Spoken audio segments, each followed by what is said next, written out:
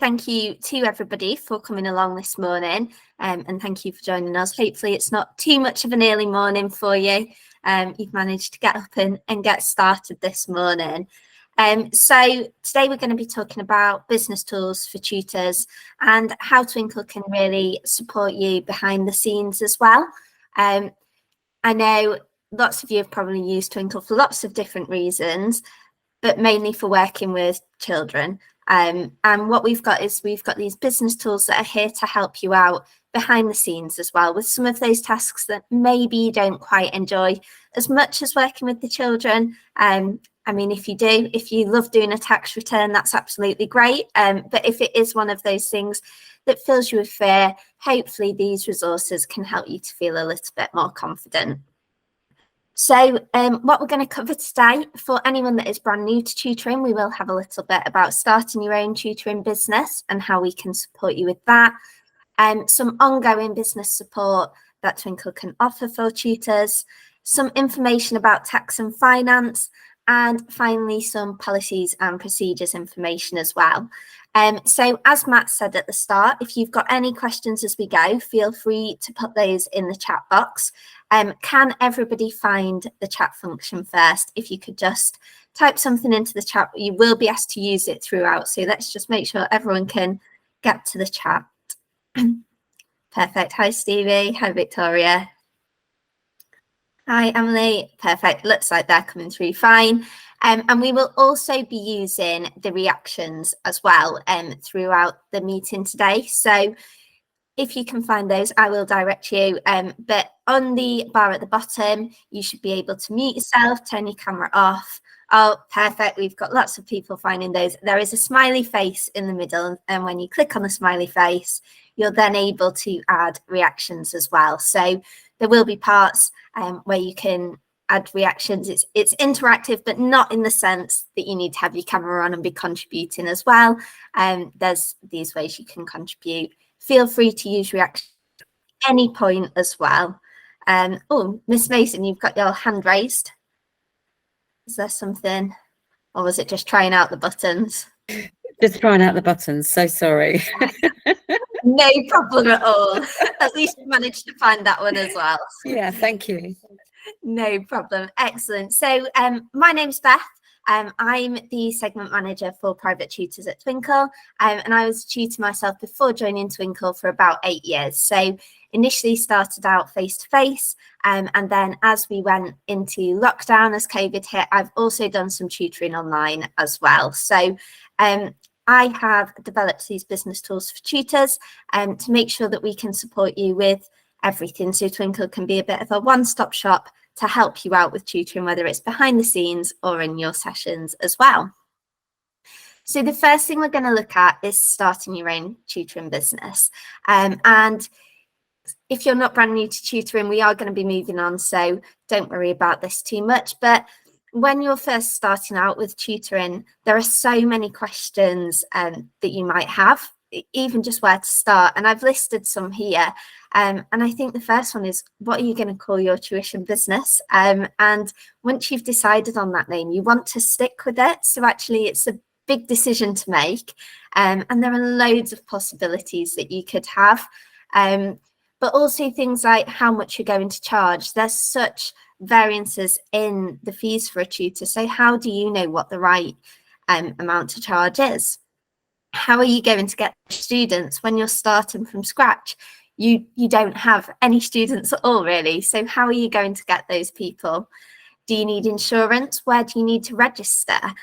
What equipment are you going to need? And basically, how do you become a tutor? It's a big question if it's a career change for you, or if it's something you're wanting to do alongside another role, maybe in the classroom or alongside supply teaching. How do you actually take that step into becoming a tutor? And we've got lots of ways we can support you with this. So one great way is our supportive social media groups. So I know a lot of you might already be in these groups, but we've got a group on Facebook called Twinkl Private Tutors. And in this group, there are thousands of other tutors with varying experience. So it's lovely to have that network. Being a tutor can feel lonely sometimes, especially when you're used to having other people working around you and working towards the same goals. You might then be stepping out by yourself to become a tutor, but actually having that network around you and that support is a really reassuring way to know that you are doing the right thing and other people are doing the same as you as well. With how much to charge, it's a difficult one because it's entirely up to you. So we've got some infographics and information sheets that will help you to decide what to charge for your area, for your experience, for the qualifications you have, and the type of student you're wanting to attract. Again, this will be different depending on where you live, or if you're online, you're not actually restricted by geography at all. So you might then want to look out of that. I know Matt has also just shared some links. In those links, you will find our Starting Your Tutoring Business checklist. This resource is free to download and it's a bit of a tick list. So if you are just starting out, it's a great place to start. It's got some links to those resources I just mentioned as well, but also with places like the ICO. If you've not heard of the ICO before, you're probably going to hear of them while you're tutoring, but there's lots of information about them on that resource and through on their website as well to find out what you need to do. But I think one important thing to note on starting your tutoring business is that the tuition industry is unregulated. So there are no set policies that you need to have in place. You won't be inspected by Ofsted as a self-employed tutor. So it can feel hard to get into because there are no set rules to follow. So actually being able to have that freedom can feel like a blessing and a curse because nobody is telling you exactly what to do. And if you are new to tutoring, we have another meeting next month, which is all about starting your own tuition business and being new to tutoring. So keep an eye out for that one as well. But we are going to move on from starting as a tutor for now. So in the comments, can you tell us what challenges you found about running a business? Or if you've not started yet, what do you think will be a challenge? What are you feeling nervous about doing? Or what was unexpected? It might not be something that is a challenge anymore for you, but something that when you first started came as a surprise, something you weren't expecting. Tax returns, definitely. I think everyone will agree with that as well, Stevie. Yes. Yes, setting up tech for advertising. I think that advertising is part of tutoring that you don't really think about, that if you're not advertising, you're not going to get those new students. Thanks, Beth. Emily and Lucy both invoicing. Yeah. And I think one thing that comes up quite often is, how do you invoice? Are you doing it in a month in advance? Are you doing it weekly? And actually finding what is right for you as well. Another one with marketing from Ranver. So again, in the links that Matt sent and through on our business tools page, we've especially focused on social media marketing with support for social media marketing and how you can do that without spending any money as well. Because especially when you're first starting up, you don't want to be spending lots of money at the start to see how it goes. And then, yes, as Rebecca and Miss Mason have said, that being lenient, not having those boundaries, we all want to be a lovely person and do what's right. But I think it's important to remember that you are running a business and your business is going to be your income. It's going to be your bread and butter, really. And as much as you might want to be lenient and let people off, if you're doing that regularly, you're then not being able to actually run it as a business and have it as that reliable income as you want. Beth's just mentioned setting up a contract for new students as well. And we do have a terms and conditions template on the Twinkl site as well. And if you want to write your own, some tips as well, because I think having that contract or those terms and conditions at the start, it can really help with being lenient and and having that flexibility, because you've set those policies in place right from the start, and everybody is in agreement, everybody knows where they stand. And one thing that lots of tutors find difficult is actually saying no. And if you get a cancellation, rescheduling it, or sometimes being too flexible so that actually you're not in control anymore. But if you've got that contract or those terms and conditions in place, it can feel easier because it's not actually you saying no.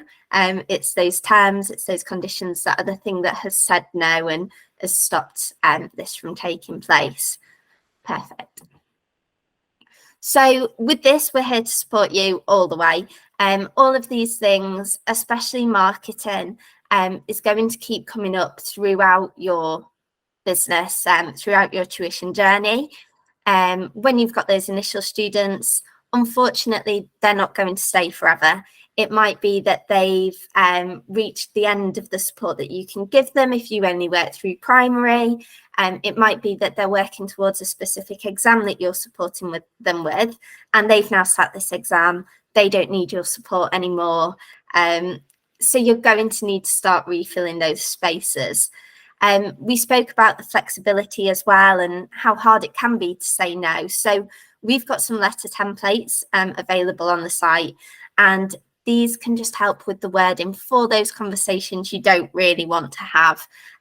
Maybe if you're having to stop sessions with a student, or if you're increasing your prices. From time to time, you probably will have to increase your prices, whether that's because your expenses have gone up, or right now with the cost of living, actually just your living expenses have gone up. Everything is going up. So, you might need to increase your prices as well. And I think doing that can feel scary because you don't want to lose those students you've got, but at the same time, you need to have that. So we've got those templates and some top tips to help you see how you could word that, how you can approach that, and hopefully take away some of the fear of having these more difficult topics of conversations coming up. But we've also got information sheets on a variety of different topics, different things you might want to cover with your students, or different things you might want to try out in your business as well, whether it's branching into group tutoring or having a look at specific exams and working towards those. There are lots of different directions that your tuition business can take as it develops. And often tutors start tutoring alongside something else and doing a few hours a week, but actually tuition can become a full-time business as well. It can become your full-time role. So we're here to support you throughout your journey to ensure that whether you're doing a couple of hours a week with students alongside something else, or whether it's your main source of income, you can make the most of tuition. So we're now moving on to an area that came up in their challenges of your tax return. So we're going to use the reactions that we used at the start. So wherever you can find your smiley face, I think it's at the bottom. How do you feel about completing your tax return? If you want to add a comment as well, feel free to use the chat. It might be that you felt one way and now it's changed, but hopefully there is a reaction that matches up with how you feel. Some confused faces. Yeah. Oh, we've got a thumbs up there as well. Somebody confident, which is great to see.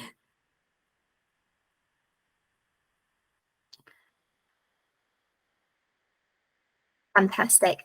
So I've just seen, Beth, as well, the dedicated tutor business area. So with our business tools resources, we now do have a dedicated tutor business area. So I think Matt has the link for that, but if not, I'll pop it in towards the end if we've not found that. But we do have a specific area where all of these resources can be found. I've seen a couple of comments as well about having an accountant, and I think that takes it out of your hands, doesn't it? It makes it a lot easier than having to do it yourself. But if you are doing it yourself, again, we are here to help. So we've got in our tutor business area, We've got lots of resources. There are some accounting spreadsheets that might be useful for you for things like tracking income and expenses. Also, if you're tutoring face-to-face, your mileage as well and how far you're traveling. I think what's quite interesting with mileage is it's one thing you can easily forget to account into, maybe your fees or what you're doing, but actually once you start tracking that, discovering how much you are actually spending on fuel, you might actually be massively knocking your hourly rate if you're traveling half an hour in between sessions. So it's interesting to have a look at that too. We've also got, public transport, having a look at that. So any costs that are coming in to your tuition business, within our tax and finance resources, we've also got lists of what counts as an allowable business expense. Finding out this information when you're trying to fill out your tax return as well, it feels really overwhelming to try and uncover everything and what you can include. So what we've tried to do is pull out all of that key information that you might need so that everything's in one place and you can have a look, you've got that quick reference.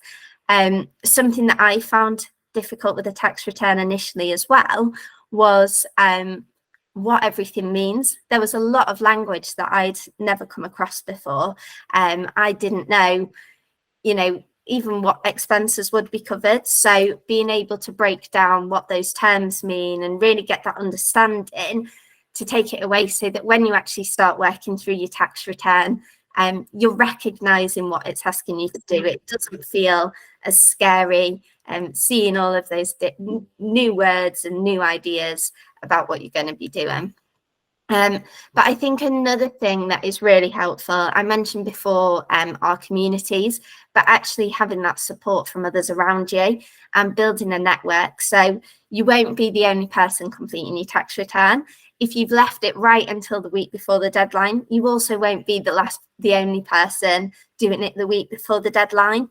There will be other people about, and there's probably always someone else that has had the same experience as you, whether it is that you've somehow missed the deadline, or if it's that you've had a follow-up from HMRC following on from submitting your tax return.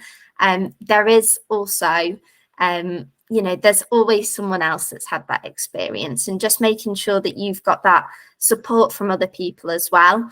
But we also have lots of information in blogs. So this information is free. All of our blogs are free, and it can help you to just understand things. So our blogs can be found in the main area, blog area of the Twinkl site. If you just type blog into the search bar, it will bring that up. And there is then a private tutors section on the blog, and you'll find loads of blogs there, both about tax and finance, business tools, but also just generally with tutoring as well. Excellent. We then move on to policies and procedures. So as I mentioned earlier, for tutoring, there are no policies or procedures that are required. Currently, it is an unregulated industry. You're not required to have any policies in place, but actually having these policies and procedures in place not only protects the students that you're tutoring, but it also protects you as well. So we've already mentioned terms and conditions, but actually if you are having lots of last minute cancellations, or students that aren't coming during the holidays when you were expecting them to, having terms and conditions in place sets up what you expect from the students and from the families that you're working with. And you can include anything within your terms and conditions. It's your terms for your business. And I think what's important is to find what works for you and make sure you've found something that is going to allow you to run your business as you want to run it. If you only want to work in term time, you can do that. Tutoring is your business. It's up to you how you work. You can take holidays when you want. You don't have to align with school holidays. If you don't want to, you could wait and you could go on holiday in the middle of September when it's a little bit quieter, when everyone's gone back to school. But setting this out in your terms and conditions can really help. Other things that you might want to think about with different policies, especially if you're tutoring face-to-face, is sickness policies, or when a child would not be able to attend, or when you would not attend a child's house to work with them. You're likely, when working as a tutor, it's likely that you're self-employed, so you want to protect yourself, and if you're not well, and you work face-to-face in particular, you can't be working during that time. If you are working online, it might be a little bit different. If you have a bit of a cold and you don't feel too great, but you do feel like you could still work, it's easy to log on and run that session online. You can make those decisions. But actually, if a child has a sickness bug, you probably don't want to be working face-to-face with them and picking that up. Firstly, getting ill yourself, and secondly, passing that on to any other students that you might be working with in that day, or even in that week, depending on what type of bug it is as well. But with our policies and procedures, we will be adding more and more to this. So the business tools altogether are not fully completed. They're still a work in progress, and we are still adding to the range of business tools that we've got. And we would love to get your feedback on them as well. So if you take a look at the business tools, and if there's anything else you'd love to see, or something that you find really useful that could be useful in another way, we would love to hear from you as well. And as I said, the policies aren't essential. You don't need to have any policies or procedures in place to actually set up as a tutor. But if you're finding them helpful, again, feel free to let us know what you'd like to see more of, whether you'd like to have a safeguarding policy in place, something specific for working online or working in other people's homes. We've got the capacity to be able to support you however you need us to. So please do let us know if there is more. When you've looked at the resources, as I said, they aren't completely finished yet, so you might find that we're missing the things that you want. But if you let us know what it is that you're looking for, we can try and move that around in our priorities and get that ready for you as soon as possible.